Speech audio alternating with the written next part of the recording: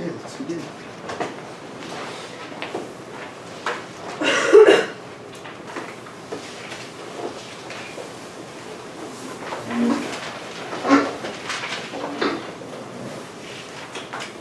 So today we're kind of going to do a segue class. We're sort of trying to transition to the second part of our course, which is what Calculus 2 is going to pick up on, but we kind of set the stage in Calculus 1. However, it is going to introduce a very important concept. So a lot of today will just be me defining this concept, and then we're going to play around with some examples to make sure we fully understand it, to understand how we can talk about it, understand the notations that we can use to write it down, all that good stuff. And it's going to turn out that this concept has a very intimate connection between what we've been doing before and what we will about to do in the next part. And it is called the concept of an antiderivative.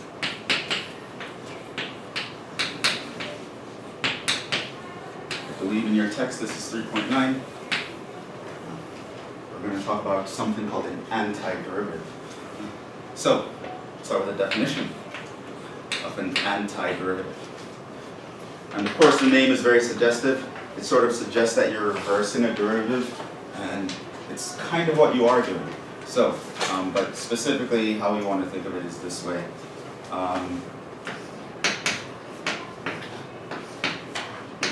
Given a function f of x, an antiderivative of f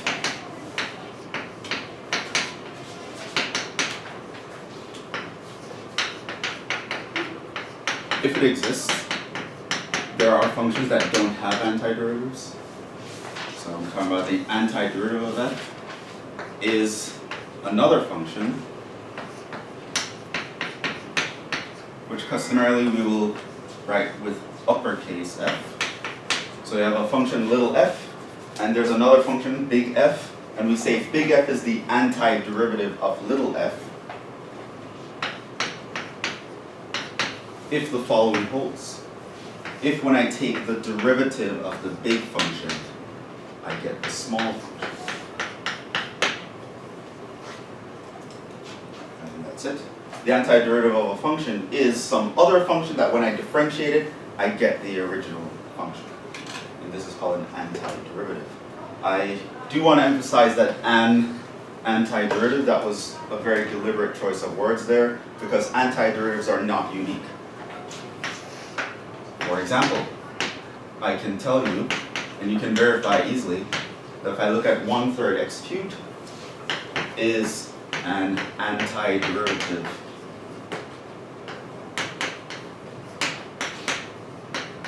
of the function x squared.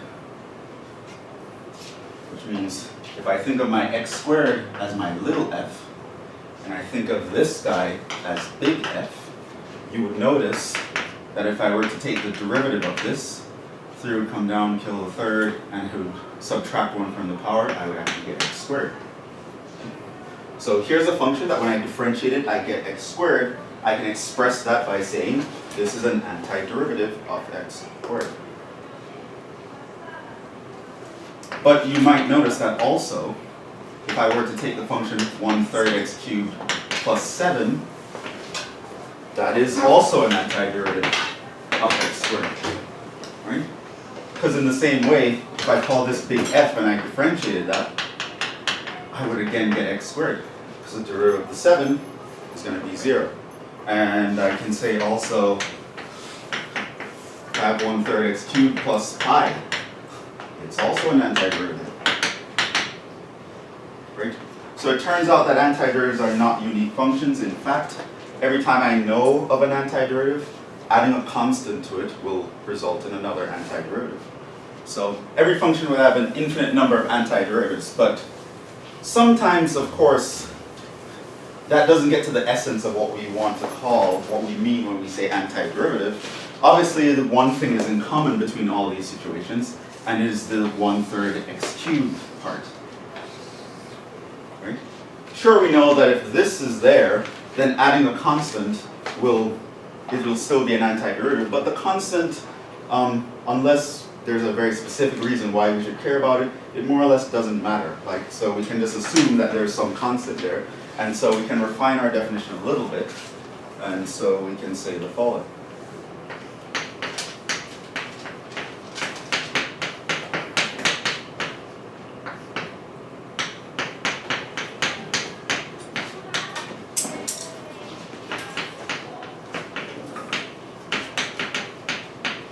So f is a function, doesn't have a constant term, so there's no, it could be a sum of terms, but none of those terms are constants.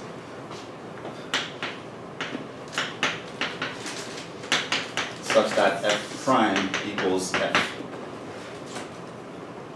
Then we call this expression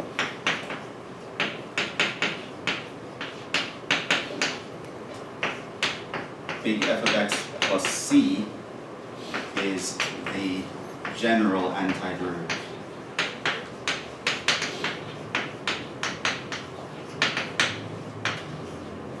Of f. Okay, so there's the concept of a general antiderivative. And that just means I'm thinking of a part of a function where there's no plus constants anywhere, so that's just the non-variable part of the function. And then I can add a c to represent all the other cases where adding a c wouldn't really make a difference in terms of the antiderivative part, and I call this expression the general antiderivative of f. F, and in this case the big F of x is called, so remember big F is the antiderivative of f, but it doesn't have any constant terms. We call it the primitive.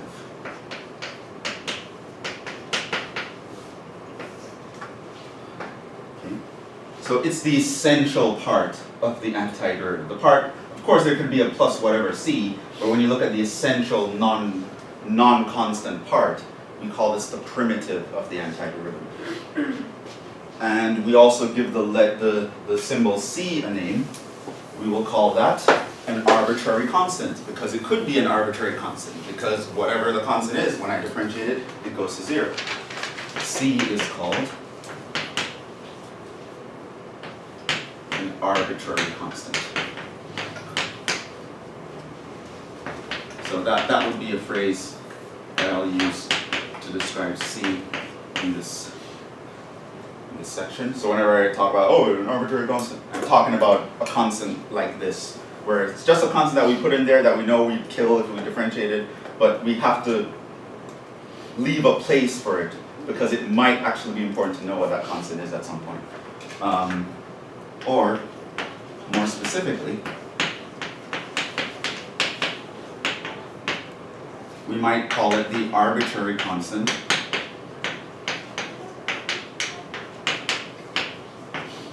of integration.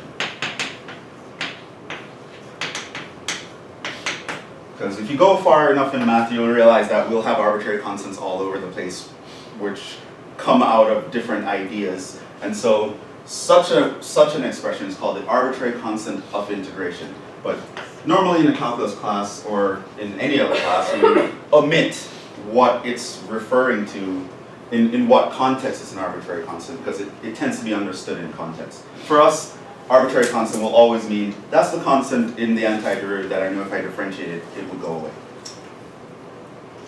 So now I just introduced a new word, integration. Integration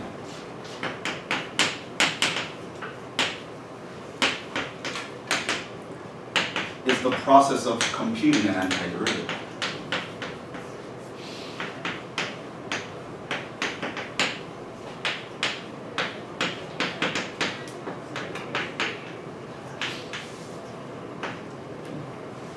So if I have a little f and I want to compute its antiderivative, we could say, oh, we found the antiderivative of f, or we did an anti-differentiation, but it's much more common to use the word integration. Via integration, I can start with this and figure out what the big F is. Okay, so that's called integration. And consequently,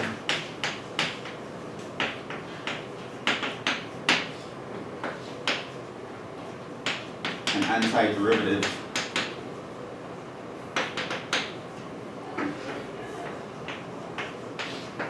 may be called an integral.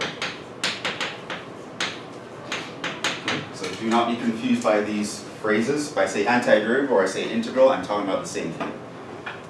So describing an antiderivative as an integral just means I'm paying homage to the process of finding an antiderivative.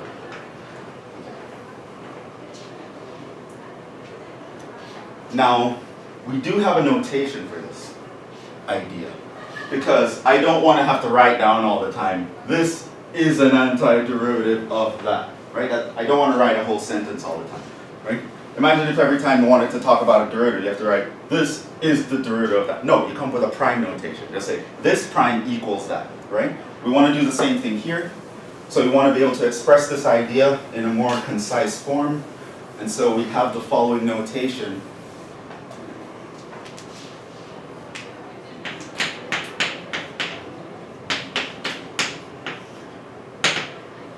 And here's how we would express this idea, that something is the antiderivative of something else. We use this symbol. Looks like a very elongated, skinny S. There's a reason that it's a very elongated, skinny S, but I'll explain that reasoning later. For now, just know that that's the notation. So what I would do is I would put the function who I want to find its antiderivative beside this symbol, and I would end with a dx. Right? The same guy that's in the differential of the Leibniz notation. You have a whole class that you can take on differentials, but I'll just say this is notation for now. Okay. So when you see this symbol, what it is saying is find the antiderivative of this function with respect to x. This is still identifying who you're thinking of as the independent variable. So we say, okay, x squared, I want to find its antiderivative. Another way I could say this is find the integral of x squared. And we now know, well, I demonstrated that the function 1/3 x cubed would be the answer to such a statement, but we'd have to put a plus c because there's possibly an arbitrary constant of integration. And so basically what I'm saying is, if I take this side and differentiate it, I will get this function right here, right? So this is me saying the antiderivative of x squared is 1/3 x cubed plus c. Or I could also say the integral of x squared is 1/3 x cubed plus c. I could also say if I differentiate this 1/3 x cubed plus c, I will get that, right? I can say this in many ways, but as a symbol when I'm writing it down, this is how I make that statement. So over here, you think of this as me making the statement. The antiderivative or integral of x squared with respect to x, that's what the dx means. That's what this phrase is. Of course, the equal sign is going to tell you is, and then what's over here is going to be the antiderivative, or integral of x squared. And in that expression, the 1/3 x cubed would be called the primitive, and the plus c, that c, is called the arbitrary constant of integration. So that would be the notation.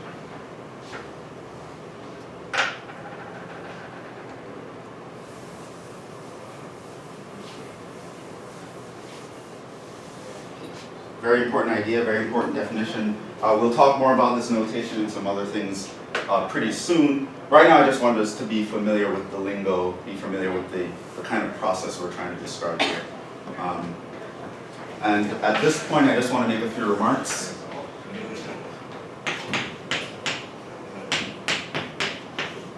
One.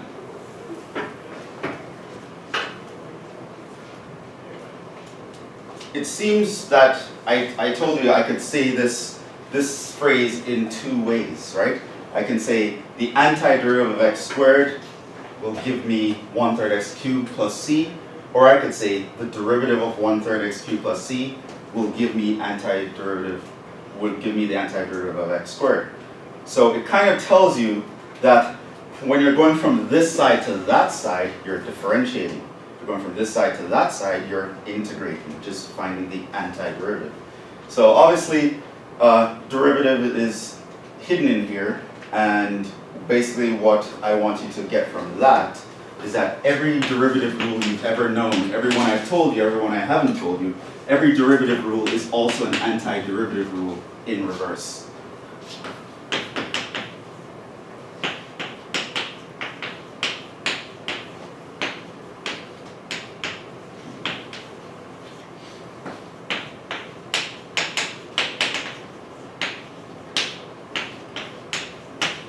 So, for example, we know that if I differentiate the sine of x, the result is going to be the cosine of x.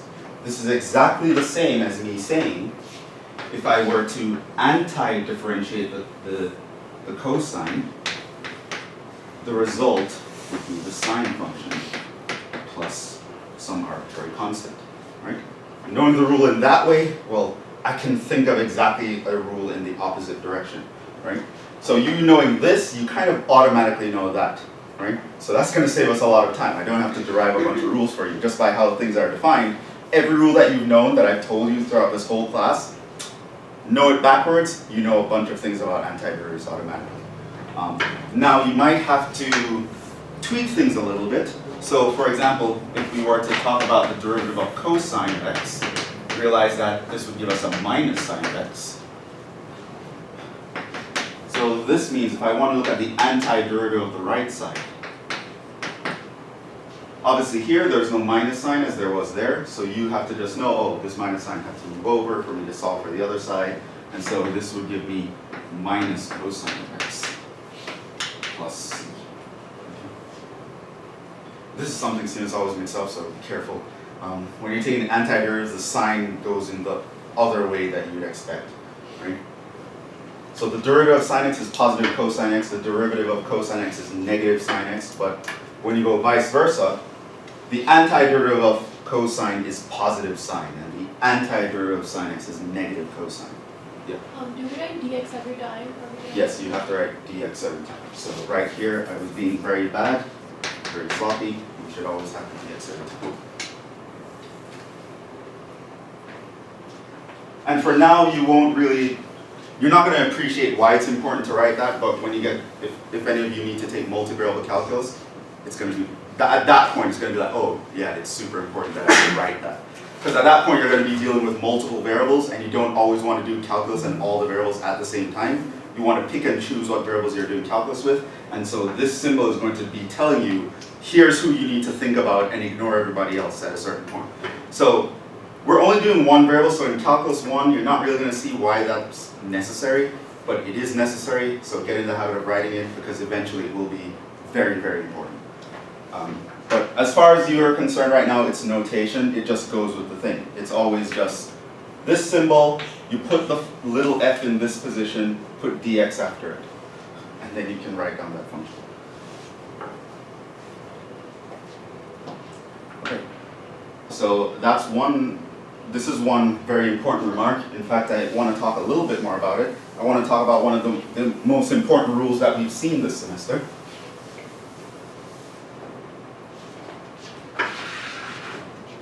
And this is the power rule.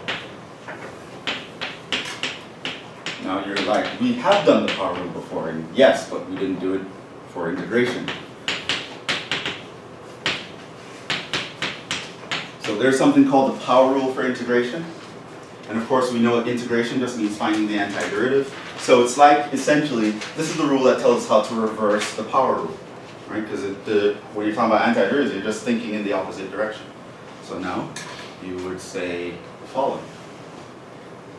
This is to say that the antiderivative, we want to look at how we would do this process for a function that looks like x to the n.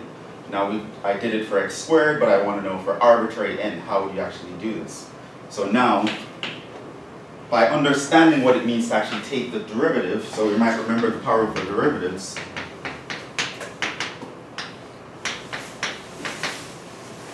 Okay. That's what happens. Now we are simply going to reverse this process. So you'll notice that when you wanted to take a derivative, one of the things that happened, was you subtracted 1 from the power. So we want to do the opposite. We want to add 1 to the power. Okay. Another thing that happens is, remember that original power that you had to subtract 1 from? That guy comes down and multiplies this guy, right? So here you'll notice that you subtracted 1 from the power.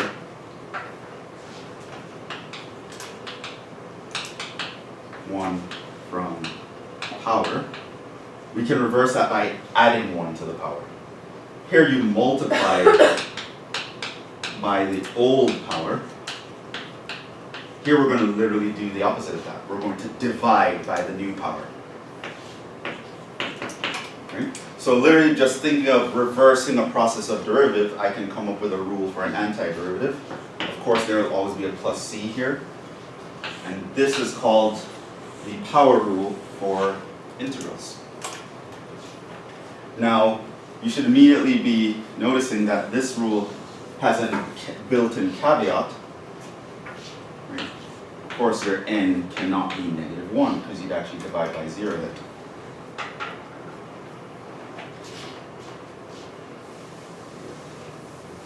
Okay. So here's the power rule for integrals. It involves a division. So we have to worry about division by 0. And so we know that this rule will work for any constant except the constant -1 itself. So now what happens when n equals 1? N equals -1. Well, when n equals -1, you want to find the antiderivative of this function. You would notice that another way to think of that function, by the laws of exponents, is just think of it as that function. And so now we want to say, well, what would the antiderivative of that function be? So now you kind of have to think in again, the opposite way. And so now you have to think, well, what rule do I know that when I differentiate something, the result is 1 over x? Yeah? Natural log. The natural log. Turns out that if I differentiate the natural log of x, I would get 1 over x as a result. So that is going to be what I'm thinking. Now, there's one caveat here, is that our x has to be positive when we plug it into a logarithm. But here, there's no such requirement. Our x should not be 0, but it could be positive or negative if it wants. And you might remember that when we were deriving this formula, when I took the derivative of ln x to get 1 over x, we used log differentiation to do that. And then I said, oh, since we're going to log it, we have to worry about if it's positive or negative. But then what we did was we put absolute values around it, and we realized that it didn't make any difference, right? So if I thought of the absolute value here, what would happen is when I'm differentiating it, it splits into two functions. It's ln of x if x is positive, ln of minus x if x is negative. So the top would give us 1 over x, and the bottom would give us -1 over minus x by the chain rule, and the negatives cancel. So it turns out that this guy, once you split it into both parts, they both return to here. So to get the most general antiderivative, you need absolute values here. And that's something that students often forget, so that's why I went through a whole discussion, because I want you guys to remember I paused and spoke about this. And so ultimately, we have this other rule. The antiderivative of 1 over x is ln of absolute value of x plus c.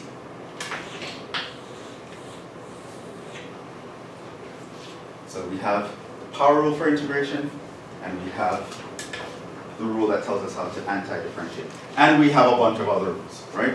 So because we know the derivative of tangent gives us secant squared, we automatically know the antiderivative of secant squared will give us tangent, and so on and so forth. Every derivative rule you know, state it backwards, that's an integration rule. So that's an important remark. To say a little bit more about this remark,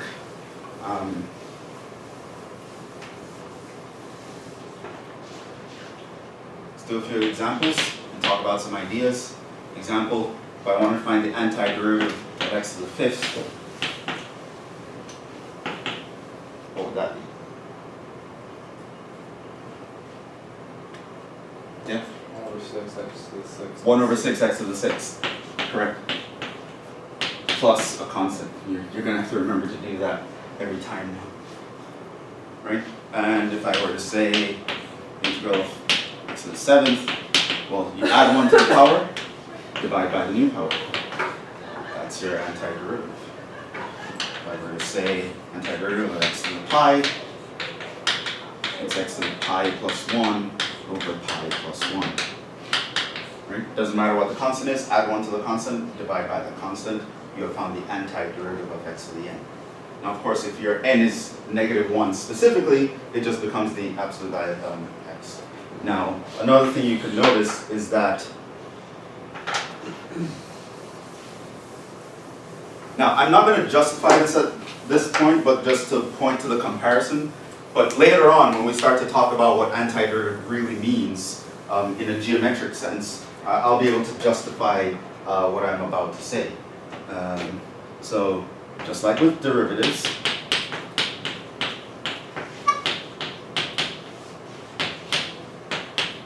antiderivatives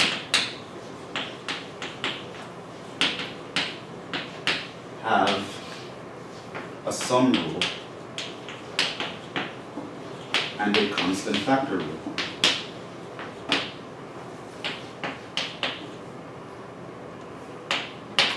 And these are pretty analogous. You apply them pretty naturally.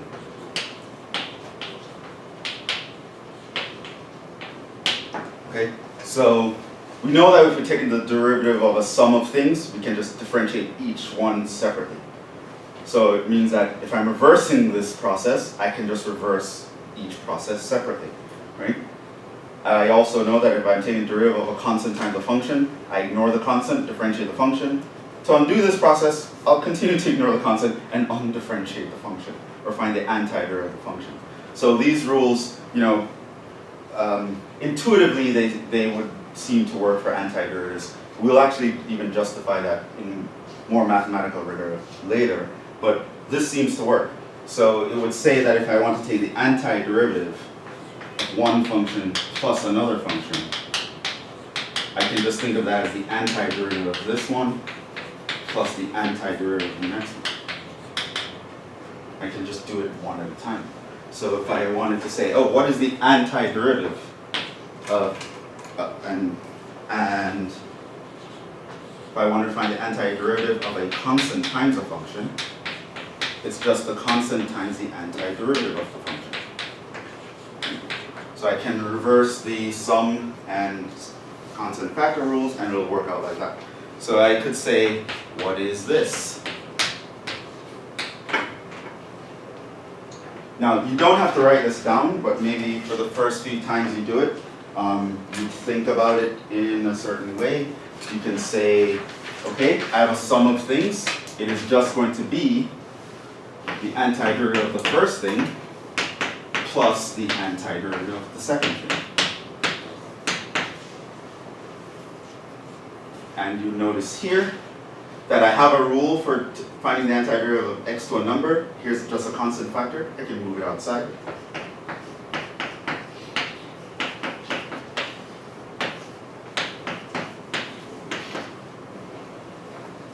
Now, usually students do those two parts in their head and it's completely fine. But eventually now you get to the answer of just doing one at a time. Apply the power rule for integrals here. Add 1 to the power, divide by the new power. Plus, I'm going to leave the 5 alone. Add 1 to the power, divide by the new power. And then put a plus c.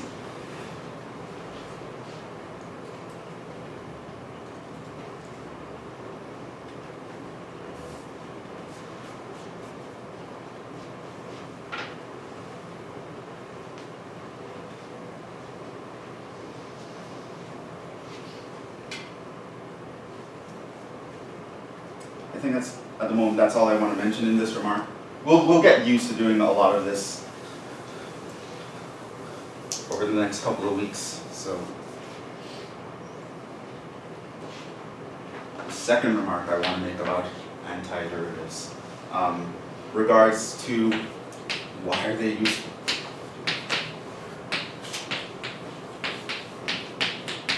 Right? I mean, great party trick. You can do a derivative backwards in your head. Okay, show off. Well, is it only good for showing off? Oh, I can do this backwards. Oh, you have problems with differentiation? Man, I can do calculus backwards, right? No, there's more point to this than just being able to say that.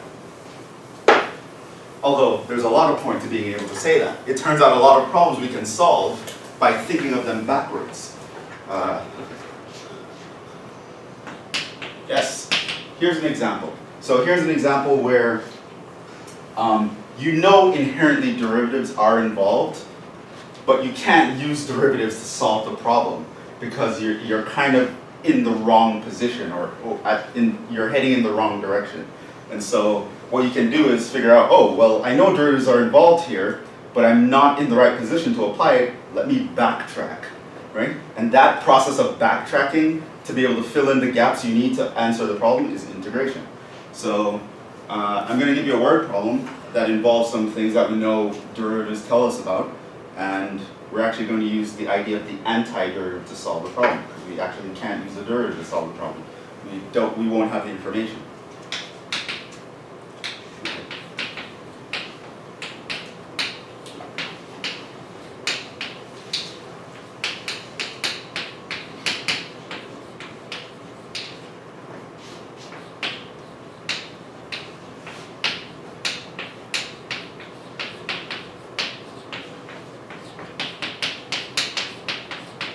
So that's the situation, okay? Group of students throw Javon off a cliff. Okay, we know the cliff is 500 feet tall.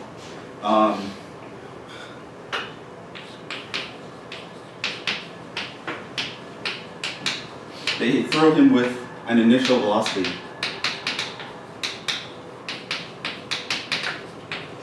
of 10 feet per second. Now remember, velocity is speed in a certain direction. We kind of mentioned this off the cuff a couple of times. So positive 10 means they threw him up off the cliff, right? So they really like that, okay? So here's the cliff, Javon is going like that, right? Okay, so that's the situation.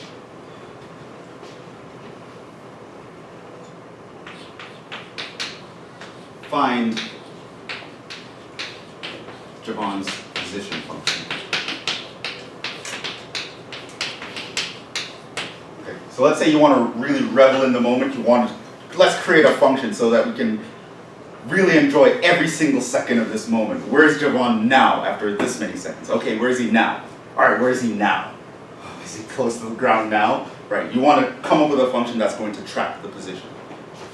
Now, one thing you would notice here is that we already know a lot about these ideas via derivatives. We know that if we have a position function, then I can differentiate this function and I obtain what's called the velocity function. Because velocity is just the rate of change of position. I also know that I can differentiate the position function a second time, which means differentiating the velocity function once, and we end up with the acceleration function. So I know about how these ideas connect, but I know about how they connect in pretty much one direction. I know how they connect with respect to differentiation.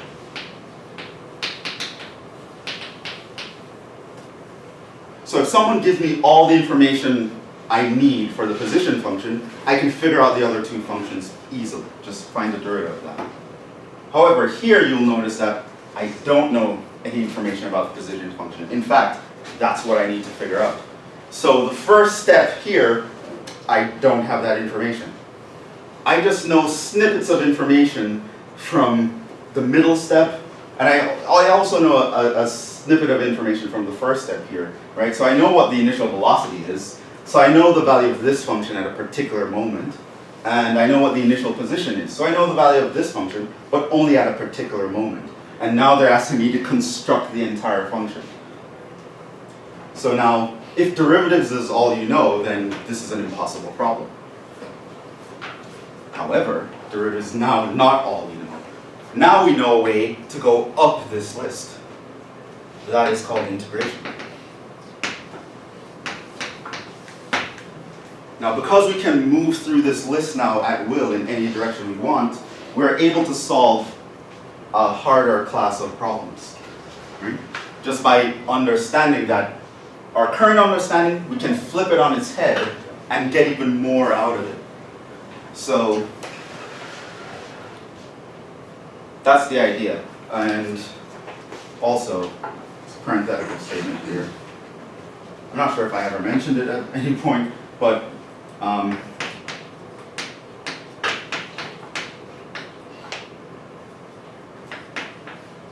knowledge. Wow, that's okay. So there are some things that you're expected to know, right? In calculus class and in physics class. And this is, for example, the acceleration due to gravity.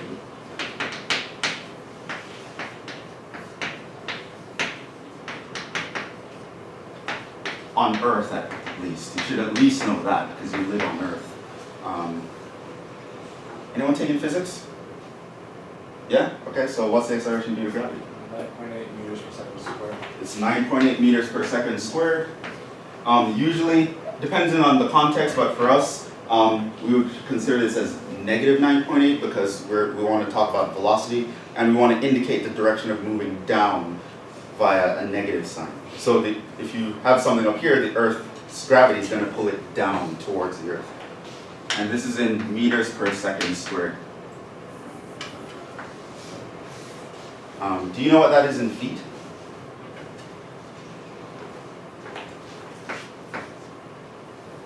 So we're in America? Knowing it in meters is good enough. Yeah. It's like 30. It's close, 32.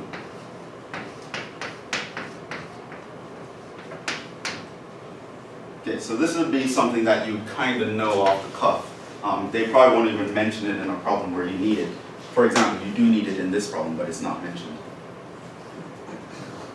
So, I mean, technically speaking, the gravity around the Earth's surface does kind of vary, but this would be the average.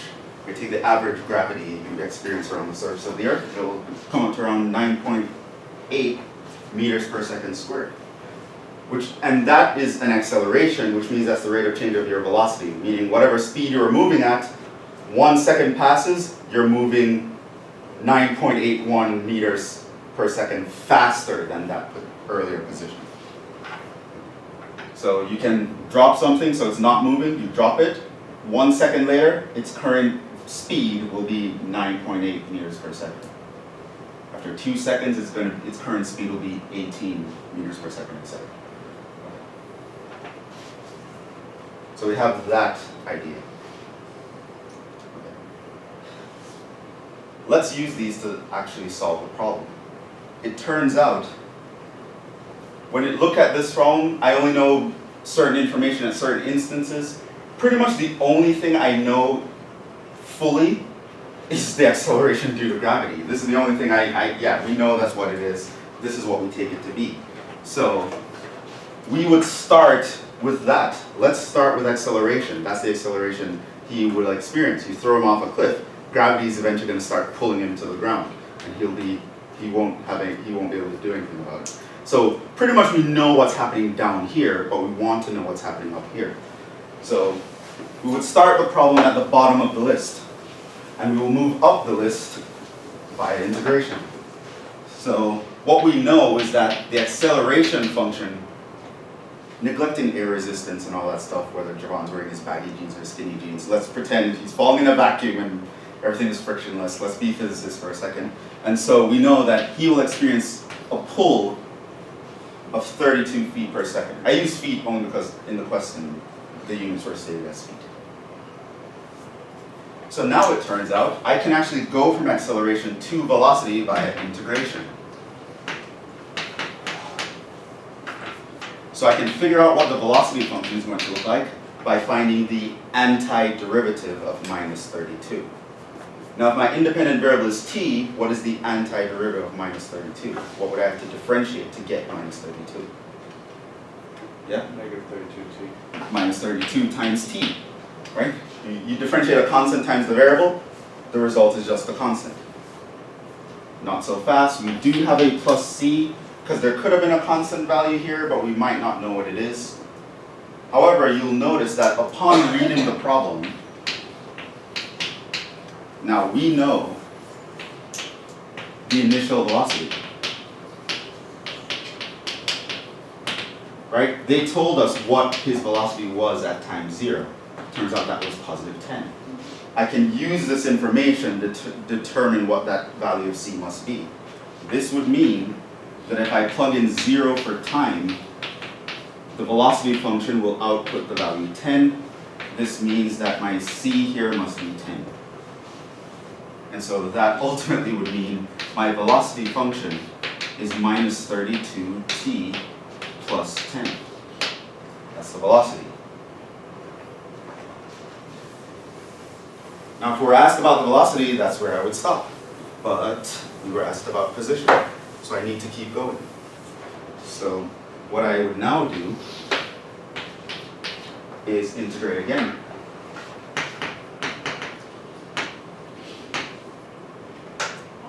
This will help me get to the position function called s of t. So now I want to find the antiderivative of this. Okay, so now I have a constant times the variable. To find the antiderivative, I'm going to leave the constant alone, find the antiderivative of the variable, which we now know is add 1 to the power, divide by the new power.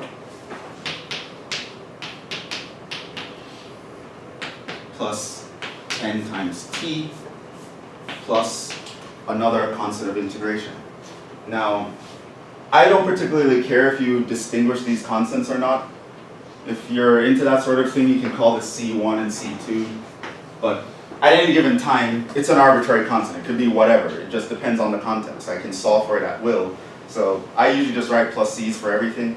But sometimes people get confused through, which C are you talking about? Okay, so C1 was the one for velocity, and C2 is the one for position. I don't think it would make a difference either way, but if you're into that sort of thing, you can distinguish them. Now, ultimately, this is what we want, but that's something that we need to find because that's not specific enough. But now you can remember that we know also the initial position. At time 0, the position is 500. We threw him off a 500-foot cliff. So this means if I plug in 0 everywhere, so this would be minus 16 times 0 squared plus 10 times 0 plus C2, or C, whatever, that'll be 500. So this means that the C must be 500. And so ultimately, I can get to the position function. It's going to be minus 16t squared plus 10t plus 500. And once you have that position function, you can track the motion of the particle. Go on.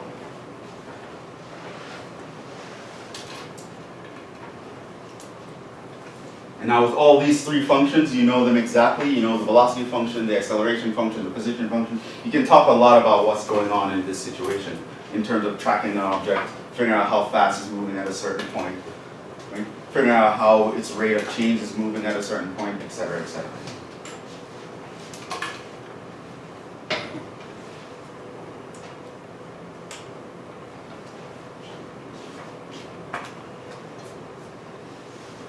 Now, there's a third remark, but I will make that next time. So, absorb this. Probably go home and practice the opposite of your derivative rules. Start writing out your set of integration rules. That will be useful.